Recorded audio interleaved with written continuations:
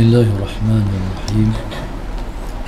إلى حضرة النبي المصطفى رسول الله صلى الله عليه وسلم شأن الله لهم الفاتحة. أعوذ بالله من الشيطان الرجيم. بسم الله الرحمن الرحيم. الحمد لله رب العالمين الرحمن الرحيم مالك يوم الدين.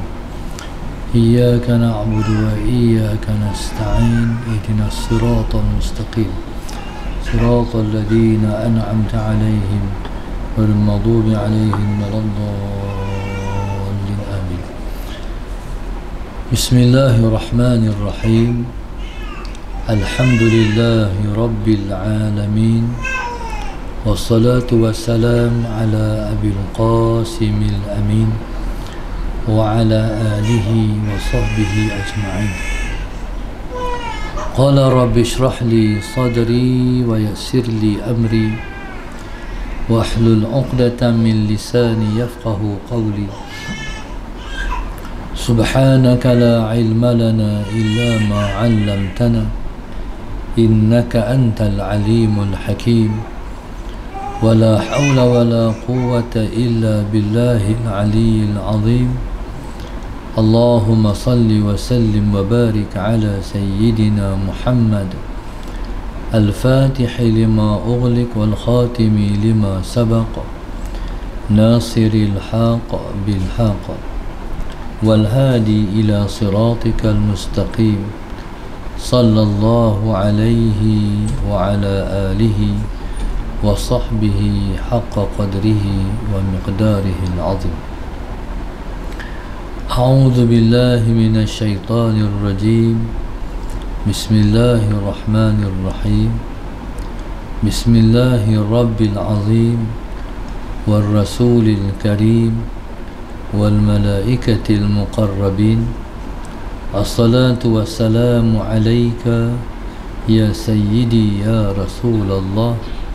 خذ بيدي قلت حيلتي أدركني. لا إله إلا الله وحده لا شريك له.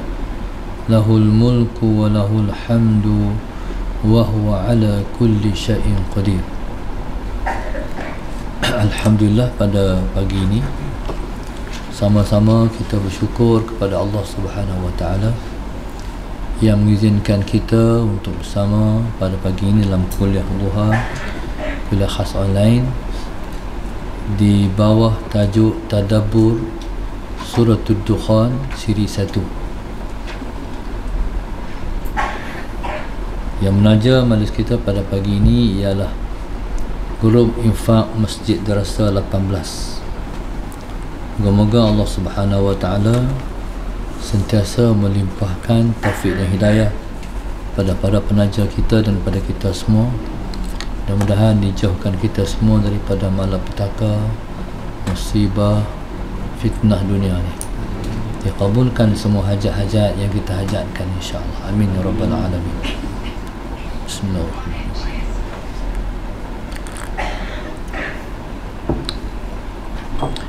Bismillahirrahmanirrahim. Yang pertama, suratul Dukhan termasuk dalam surah yang dipanggil surah Al-Munjiyat. Surah Al-Munjiyat makna surah yang dapat menyelamatkan kita di dalam kubur sehinggalah ke akhirat nanti. Surah Al-Munjiyat, Allahumma salli ala sayyidina Muhammad, ada 7 surah.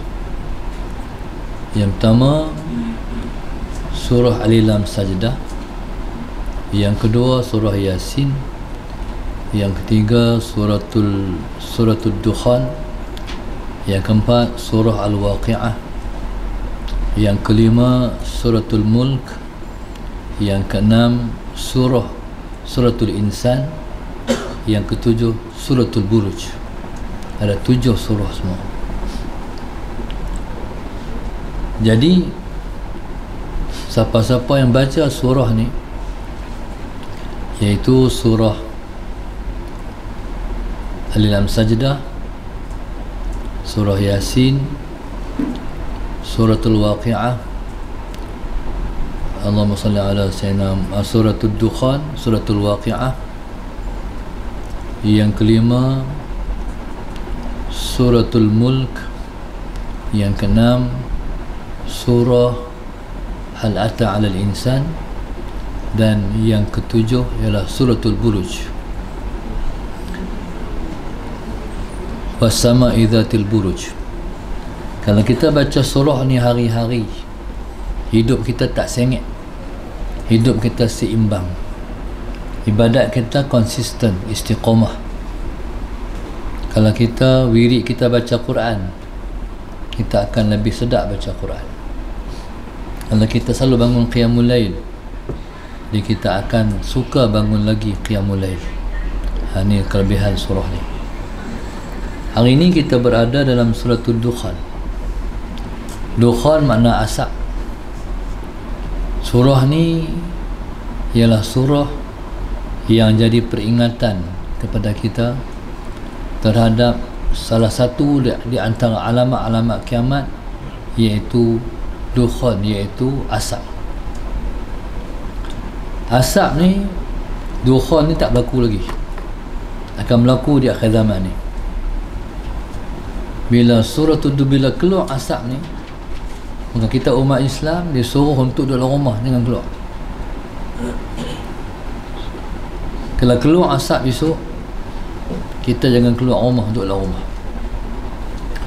Berapa lama masa asap ni akan duduk atas muka bumi, wallahu subhanahu wa ta'ala alam. Dia akan jadi satu di antara 10 alamat kiamat yang besar. Allahumma salli ala sayyidina Muhammad. Dukhan ni bila dia keluar esok, dia memudaratkan orang kafir. Dia akan memudaratkan orang kafir.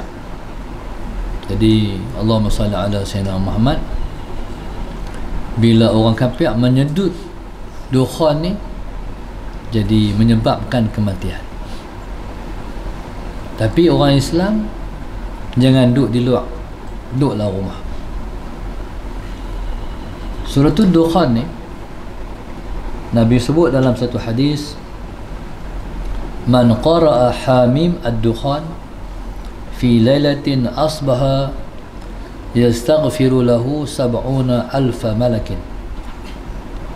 Nabi kata siapa-siapa pada waktu malam dia baca hamim ad-dukhan, dia baca suratul dukhan. Siapa-siapa baca pada waktu malam surah dukhan ni, pagi esok dia jaga tidur, Allah jadikan 70,000 malaikat memohon ampun untuk dia. Jadi maknanya siapa baca surah dukhan pada waktu malam, dia bangkit pagi, dia jaga-jaga tu, dosanya dah diampun oleh Allah Subhanahu wa ta'ala. Maknanya dia akan melalui hari-hari yang dia lalui, bermula daripada hari pagi tu, dia sudah terampun pada sisi Allah Subhanahu wa ta'ala. Orang beriman ni tidak ada benda yang paling besar yang dia teringin melainkan keampunan Allah Subhanahu wa ta'ala. Bila mana kita tak terampun, tak diampun oleh Allah Sayyidina Muhammad, apa akan jadi? Sekalipun dosa tu dosa kecil, kalau Allah tak ampun, tempatnya ialah di dalam neraka. Na'udzubillahi min dzalik. Yang kedua, Nabi sebut man qara'a hamim ad-dukhan fi lailatul jum'ah ghufira lahu. Surah ni terlebih lagi juga dituntut untuk kita baca pada malam Jumaat. Siapa-siapa yang baca surah ad-dukhan pada malam Jumaat, jaga esok, Allah dah ampun dosa dia. Jadi Allahumma salli ala sayyidina Muhammad, bila mana seorang tu Allah ampun dosa dia, maka rezekinya akan jadi murah. Dia akan dimurahkan rezeki, hidupnya mudah, hidupnya tidak melalui fasa-fasa susah, semua dimudahkan Allah. Kalaupun dia melalui episod-episod susah, pasti ada penyelesaian, dan pasti Allah akan lepaskan dia daripada kesusahan. Bismillahirrahmanirrahim. Surah ni dimulakan dengan huruf, iaitu ha dan mim. Ha mim. Jadi apa dia ha dan mim tu? Wallahu subhanahu wa ta'ala alam. Wallahu a'lamu bi muradihi. Hanya Allah yang paling tahu apa dia makna ha mim. Kata setengah ulama, ha mim ialah di antara nama-nama Allah. Jadi kita tak tahu apa dia makna ha mim. Terahsia pada sisi Allah. Qala wal kitabil mubin. Demi kitab yang nyata. Dalam ayat ni, dalam surah ni, Allah subhanahu wa ta'ala bersumpah dengan Al-Quran. Allah sebut wal kitabil mubin. Allahumma salli ala sayyidina Muhammad. Allah menceritakan tentang Al-Quran. Allah bersumpah dengan Al-Quran. Dan Allah sebut lepas sumpahnya wal kitabil mubin, demi Al-Quran yang nyata petunjuknya. Inna anzalnahu fi lailatin mubarakah inna kunna munzirin. Allah kata sesungguhnya kami ini li ta'zim, untuk membesarkan diri. Hanya Allah sahaja yang layak untuk besarkan diri dia. Kita tak boleh besar diri kita. Kita wajib mengecil dan menghina diri kita di hadapan Allah dan di hadapan siapa saja makhluk-makhluk Allah. Kita kena rendah diri. Allah memang layak dia membesar diri sebab dia Allah. Contohnya macam mak ayah dengan anak. Allahumma salli ala sayyidina Muhammad. Dengan mak ayah dengan anak.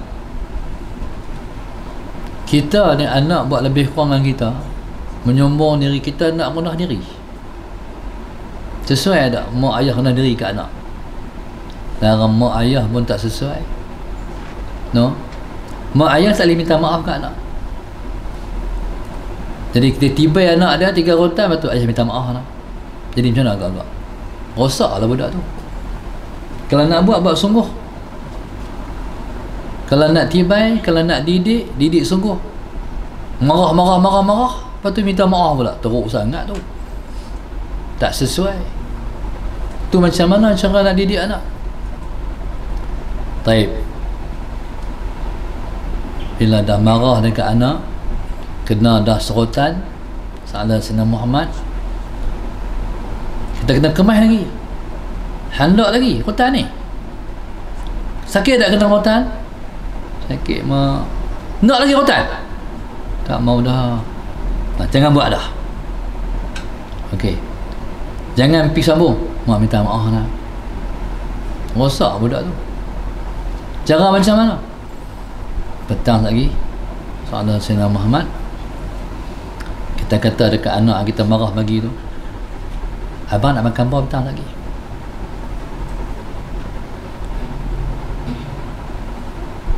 Mak nak pergi kedai ke, nak pergi kedai mana-mana ke? Jom. Tu dia panggil cara. Faham? Maknanya bila kita marah, kita center kita dia panggil counselling balik, pujuk balik. Tu baru jadi tarbiyah macam tu. Salah Sayyidina Muhammad. Okey, kalau mak ayah pun tak sepatut minta maaf dekat anak, Allahumma salli ala Sayyidina Muhammad. Jadi orang yang minta maaf dekat anak ni berarti tak betul didikan. Allahumma salli ala Sayyidina Muhammad. Okey, makna tak boleh merendah diri kita. Kita tak boleh merendahkan diri kita depan anak kita. Allahumma salli ala Sayyidina Muhammad. Tapi bukan bermakna Allahumma tak boleh buat. mak ayah ni dah lebih rendah diri dah ala Sayyidina Muhammad. Tu duk basuh berak anak tu rendah diri. No? Salah basuh berak anak. Lepas tu mak masak nasi. Tu rendah diri tu. Ayah pergi kerja dengan menggunakan tulang pak kerat. No, pergi duduk tengah panas buat kerja tu. Tu habis dah tu. Baik. Tapi Allahumma salli ala Sayyidina Muhammad dalam perkara didikan tak boleh tunjuk, tak boleh tarik balik kemarahan. Baik. Allah Subhanahu wa taala membesarkan diri dia. Allah kata inna, sesungguhnya kami anzalnahu, kami menurunkan Al-Quran fi lailatin mubarakah, di dalam yang penuh dengan keberkatan, di malam yang diberkati. Baik. Inna anzalnahu fi lailatul qadr, sesungguhnya kami, inna nahnu nazzalna dzikra wa inna lahu lahafizun. Jadi Allah menggunakan kami ni bukan Allah dengan malaikat. Semuanya kami. Dulu waktu saya budak-budak, bila Allah sebut kami, kan kita baca surah Yasin, wa ja'alna min baini aydihim saddan wa min khalfihim saddan fa aghshaynahum fahum la yubsirun. Wa ja'alna, ingatkah Allah dengan malaikat? Sebenarnya wa ja'alna tu dia dah, diri dia dah, dia besarkan diri dia, dia perhebatkan diri dia, dia agungkan diri dia, sebab hanya dia yang layak untuk Allahumma salli ala Sayyidina Muhammad untuk membesar diri. Qala inna anzalnahu. Jadi Allah dengan Quran ni, Allah mengagungkan dirinya sebab besarnya Quran tu. Allahumma salli ala Sayyidina Muhammad. Allah mengagungkan dirinya sebab hebat Quran tu. Dan Allah sebut inna anzalnahu, sesungguhnya kami telah turunkan Al-Quran fi lailatin mubarakah, di malam yang diberkati. Mubarakah, malam yang diberkati. Jadi kata ulama, malam yang diberkati itu, kata mufassirin, ialah malam Lailatul Qadar, malam 17 Ramadan, malam diturunkan Al-Quran. Allahumma salli ala Sayyidina Muhammad. Diturunkan Al-Quran tu ialah datang daripada sisi Allah. Al-Quran ni ialah kalamullah. Al-Quran ialah kalam Allah. Kalam Allah ni, Allahumma salli ala Sayyidina Muhammad, Allah Subhanahu wa taala sudah mempersiapkan kalam itu untuk menyelesaikan masalah-masalah manusia di bumi, di muka bumi. Allahumma salli ala Sayyidina Muhammad.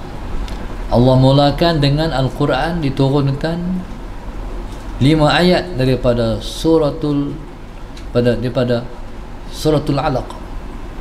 Iqra bismi rabbikal ladzi khalaq. 5 ayat. Al-Quran ni kedudukan surah-surah dia tu ialah diatur oleh Tuhan. Fatihah, Baqarah, Ali Imran, Suratul Nisa, naik kata sampai last sekali qul a'udzu birabbin nas. Semua tu Tuhan letak dah, bukan Nabi letak. Dia panggil tauqifi. Maknanya masalah Sayyidina Muhammad Allah letak. Lepas tu turun dia macam puzzle. Masalah Sayyidina Muhammad turun, dia bukan turun suratul Fatihah dulu, Iqra dulu.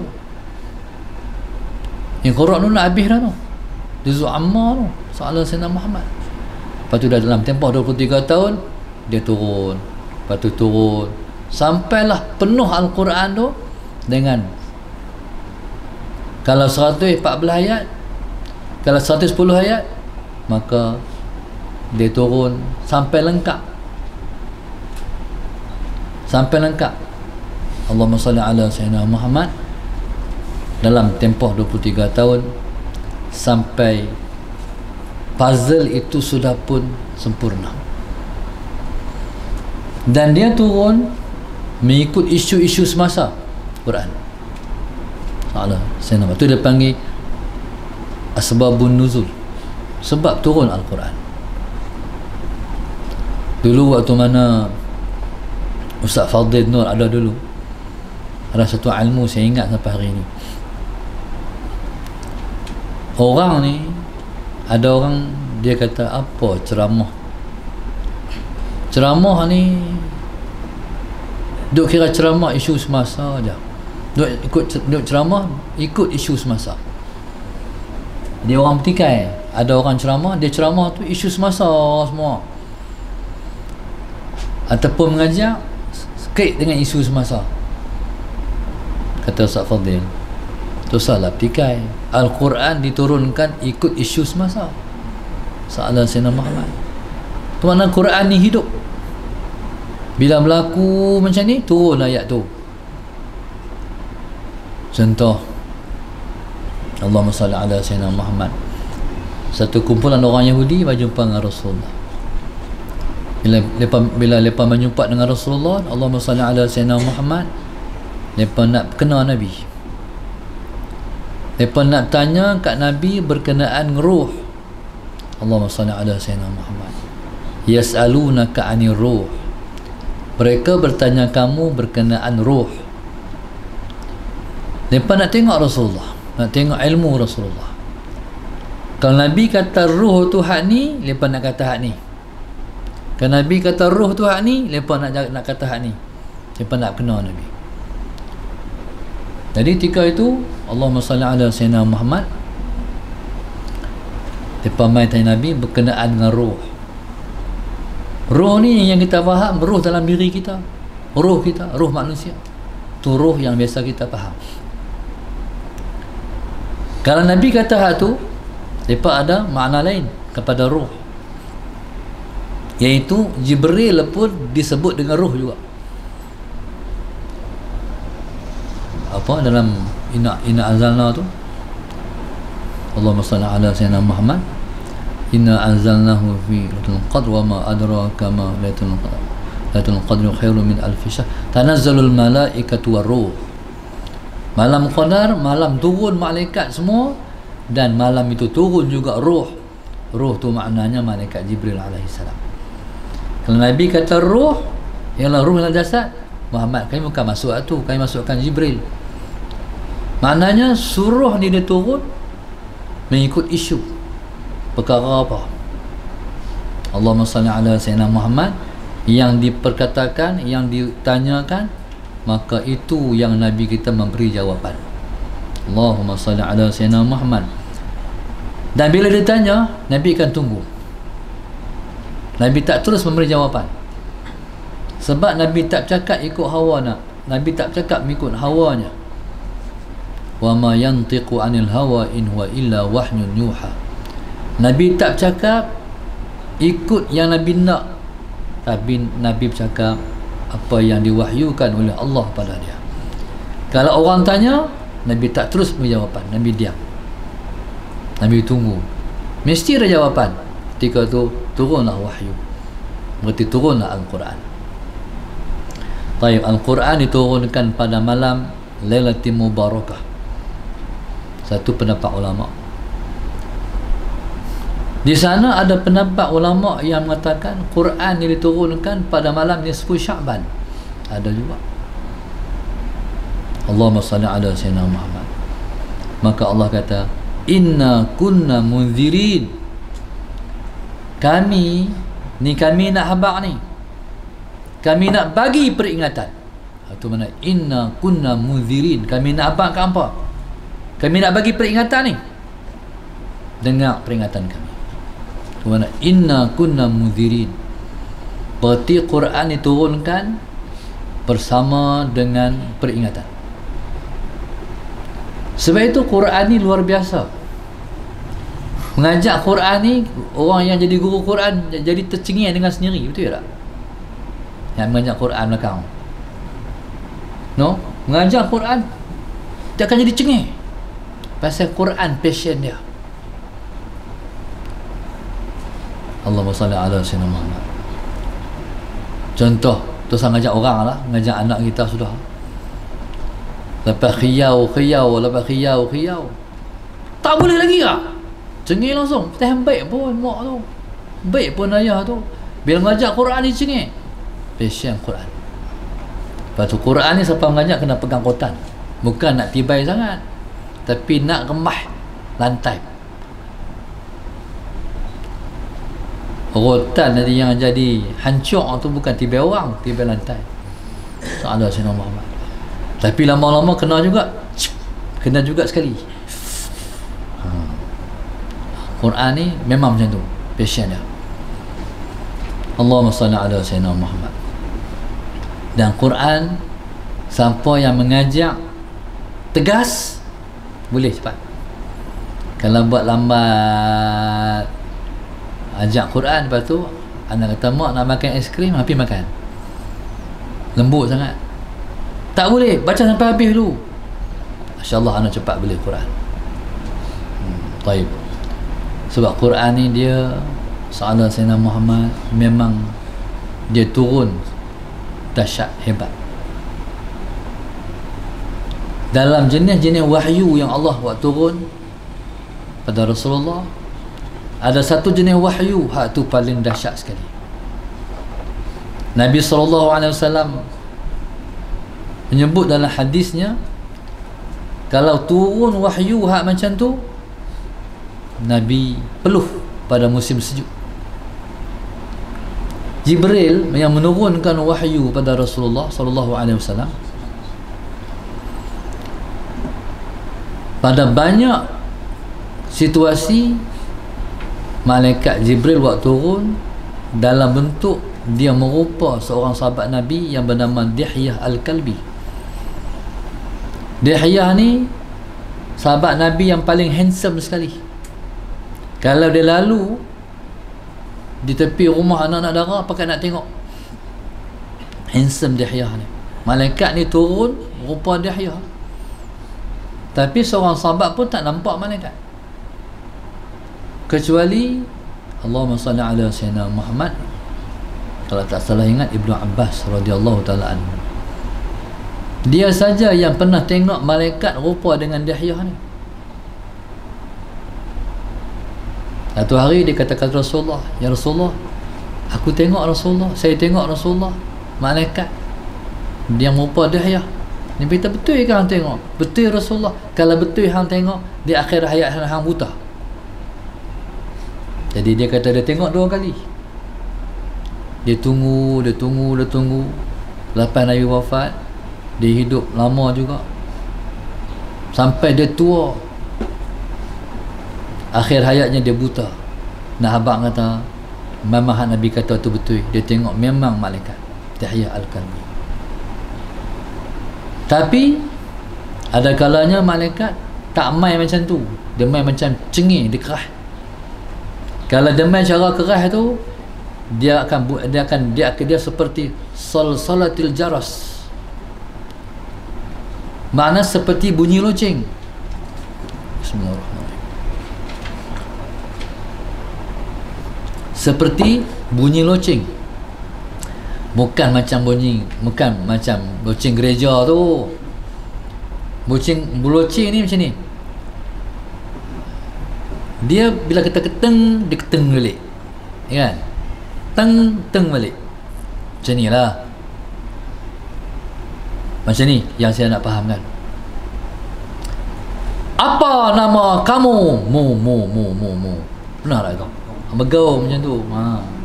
Baik. Jadi kalau mai hak macam tu, masalah saya nama, memang Nabi musim panas pun peluh, bukan musim sejuk pun peluh. Ada seorang sahabat Nabi, waktu turun wahyu hak jenis tu, masalah Sayyidina Muhammad, duduk dengan Rasulullah, paha Nabi atas paha dia. Bila turun wahyu tu, subhanallah, dia rasa macam ketul batu besar duduk atas paha dia, nak tarik tak boleh, beratnya. Kalau Nabi SAW, Sayyidina Muhammad, diturunkan wahyu tu, Nabi atas unta akan terduduk terum. Baik. Jadi Nabi sendiri peluh. Allahumma salli ala Sayyidina Muhammad. Kalau musim panas peluh lah, memang sah lah. Musim sejuk pun peluh. Dan hak tu paling hebat sekali. No? Dan kita bayang cerita lah, macam bercakap bergaung kan, marabbuka, buka gitu. Jadi kita dengar tu akan rasa, bila macam tu akan rasa gerun, akan rasa hebat. Baik. Hebat pasal apa? Kalau wahyu diturunkan dalam rupa Dihyah yang mai, Dihyah tu rupa manusia, dia baca ayat Quran, Nabi pun baca balik ayat Quran tu. Sekali dia baca, sekali Nabi baca, lekat. Dia macam photostat, langsung Nabi boleh baca dah. Allahumma salli ala Sayyidina Muhammad. Tapi kalau wahyu hak jenis tu, Allahumma salli ala Sayyidina Muhammad, kalau turun dia, yang jadi hebat, yang Nabi rasa berat, yang Nabi sampai peluh Rasulullah tu, sebab Nabi manusia. Nabi nak menjangkau Jibril yang malaikat tu.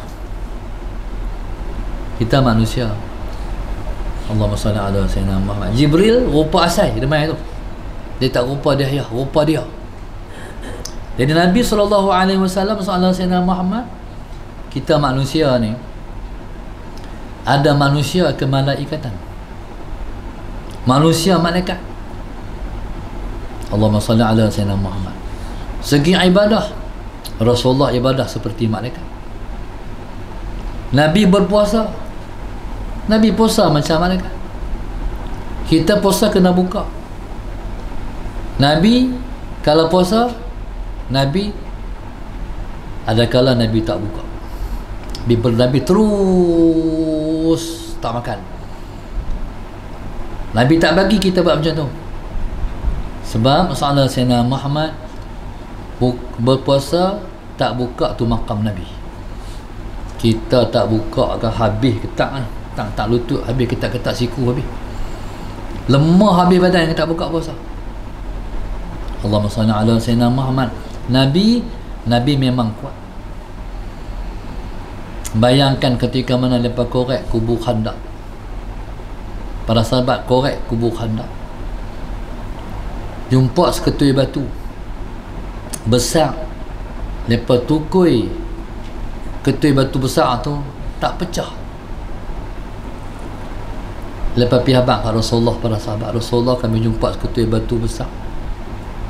Allahumma salli ala Sayyidina Muhammad. Kami ketuk tak pecah.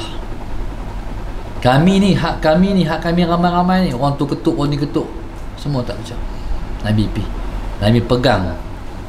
Nabi pegang penukui tu, Bismillahirrahmanirrahim. Sekali Nabi katuk, mancak pula cahaya. Nabi katuk lagi. Bayangkan kekuatan yang ada pada Rasulullah. Akhirnya batu tetap pecah. Tu kekuatan baginda Rasulullah sallallahu alaihi wasallam. Nabi kekuatannya memang kuat. Allahumma salli ala Sayyidina, memang kuat. Apa nama hak Nabi minta nak gusti dengan dia?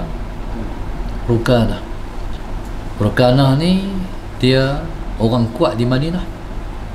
Dalam gusti mana ada orang dapat tewaskan dia. Nabi jalan-jalan jumpa ada Nabi kata, Rukanah, hang kuat ke? Kuat Rasulullah. Hang melawan aku. Hang melawan aku.